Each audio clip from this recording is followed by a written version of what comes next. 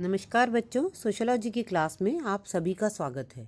हम लोग BA part second का सेकंड पेपर भारतीय समाज मुद्दे एवं समस्याएं पढ़ रहे हैं और आज का हमारा टॉपिक है विसमरसता यानी कि असामंजस्य, धार्मिक, नृजातीय तथा क्षेत्रीय, disharmony, religious, ethnic and regional. Disharmony, religious, ethnic and regional. Bharatiya Samaj एवं संस्कृति की अपनी कुछ मौलिक विशेषताएं हैं।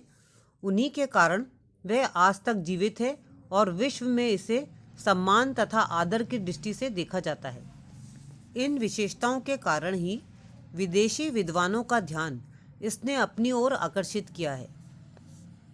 वर्ण व्यवस्था ने समाज में श्रम विभाजन पैदा कर समाज व्यवस्था में एकता बनाए रखी, तो आश्रमों ने मानव जीवन के व्यवस्थित विकास की योजना प्रस्तुत की।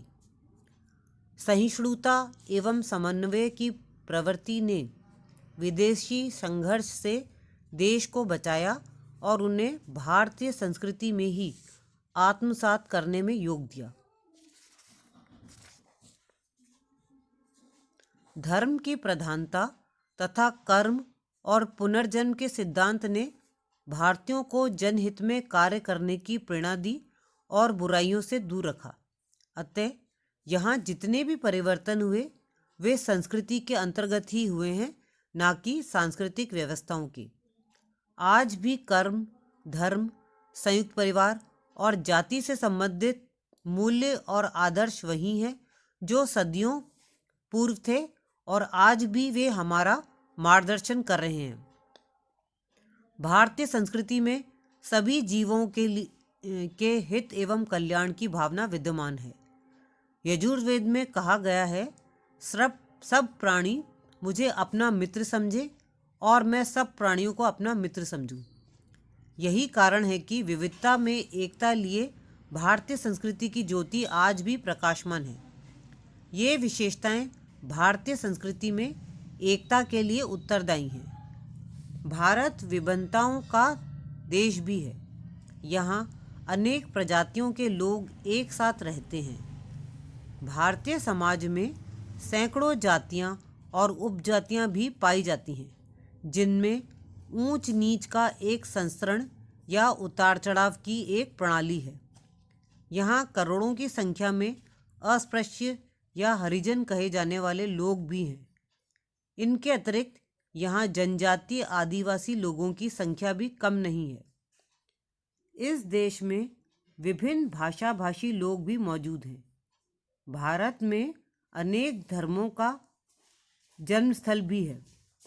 यहाँ कोई हिंदू है तो कोई मुसलमान, कोई ईसाई है तो कोई बौद्ध, कोई जैन है तो कोई सिख।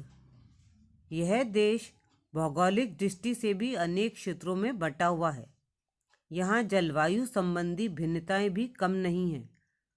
अलग अलग क्षेत्र के लोगों के रहन सहन, खान पान और वेशभूषा में कई प्रकार की भिन्नताएं दिखाई पड़ती हैं।